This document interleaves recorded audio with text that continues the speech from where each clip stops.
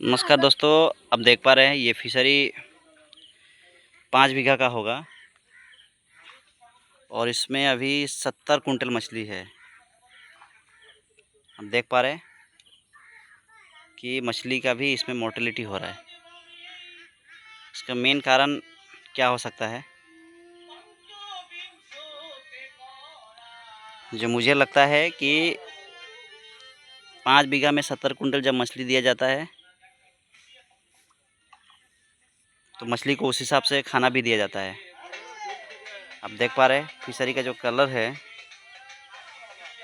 वो उतना ठीक ठाक नहीं है।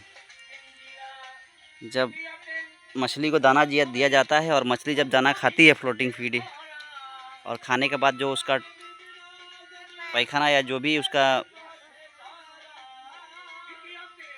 पैखाना होता है वो एमोनिया होता है।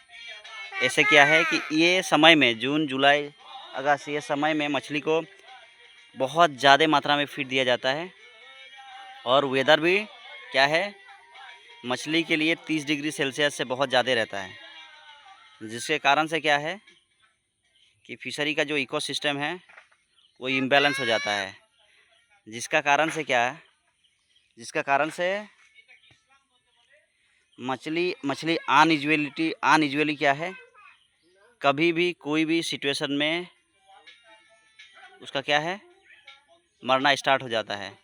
ये चीज़ें हमारे फार्मर बहुत दूर तक नहीं समझते हैं। जब मछली को आप बहुत ज़्यादा में खाना देते हैं, खाना देने का साथ साथ जब मछली टॉयलेट करती है, जो भी उसका पैखाना मिट्टी का नीचे जाता है वो डायरेक्टली क्या है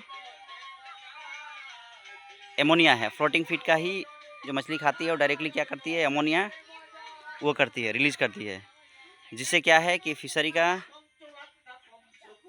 गैसेस और पानी में जो भी टॉक्सिसिटी है वो बढ़ जाता है और मछलियों का मोर्टेलिटी स्टार्ट हो जाता है।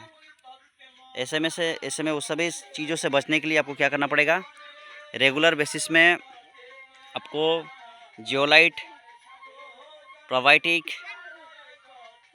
कंटिन्यूस बेसिस में आपको देते रहना है यदि आपको इससे बचना है।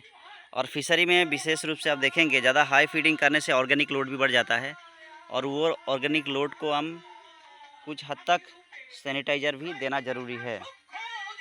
और कुछ मछली को इंटरनल इन्फेक्शन भी बढ़ जाता है, जिससे ना हो उससे पहले ही हम कुछ मेडिसिन देते रहने से क्या है ये सारे दिक्कत से बचा जा सकता है।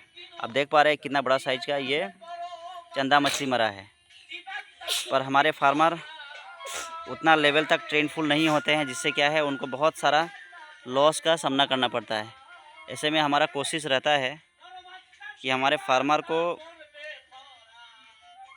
मई, जून, जुलाई, अगस्त ये 3 महीना में मछली को एक बैलेंस तरीके से फीड देना है।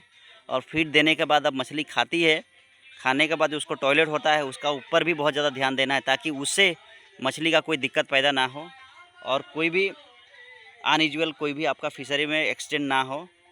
यदि ये सारी चीज़ें मेंटेन करते हैं तो हर किसी का फिशरी में मछली मर सकती है पर आप बच सकते हैं।